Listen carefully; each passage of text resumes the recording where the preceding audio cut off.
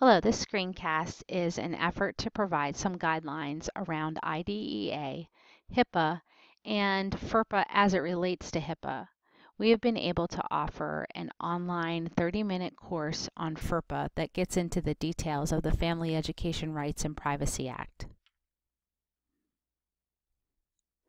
As many of you know, IDEA was passed in 1975 as Public Law 94-142. Its sole purpose is to ensure that all children and youth with disabilities are afforded a free and appropriate education.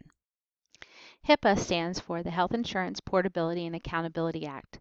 Many of you are probably familiar with this as you go to a doctor appointment or a dentist appointment and you need to sign off on a HIPAA consent form. The HIPAA privacy rule prevents unauthorized disclosure of a patient's health information without the patient's consent. HIPAA requires that covered entities such as a school district or an intermediate unit develop written policies and procedures to ensure compliance with the requirements of HIPAA's privacy and security rules. School health records include personally identifiable health information of students and are generated by health professionals. These records are, in most situations, considered education records rather than healthcare records, and they are covered under FERPA. Schools are excluded from the definition of covered entities in the HIPAA privacy rule because it is covered under FERPA. As you will learn in the 30-minute EduPlanet course, FERPA is the Family Educational Rights and Privacy Act, and it protects the privacy of student records. The law applies to all schools that receive federal funds from the U.S. Department of Education.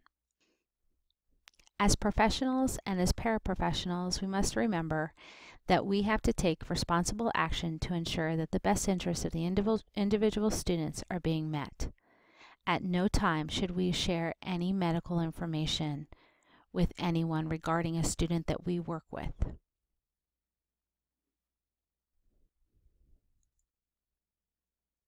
Just as a review, the Individuals with Disabilities Act, previously known as the Education of Handicapped Act, was originally passed by the U.S. Congress in 1975 as Public Law 94-142, and its purpose was to ensure that all children and youth with disabilities in the United States have access to a free, appropriate public education, otherwise known as FAPE.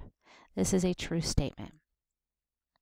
As a precursor to the online course, under FERPA, education agencies must provide families with notice on an annual basis of when directory information could be released, is also a true statement. HIPAA requires that covered entities such as school districts or intermediate units develop written policies and procedures to ensure compliance with the requirements of HIPAA's privacy and security rules. This also is true.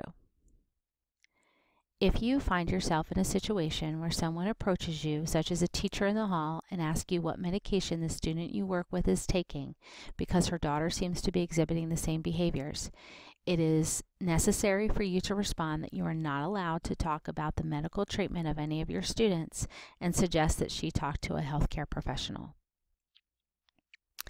And finally, a reminder that if an entity violates HIPAA, it could result in fines and/or imprisonment.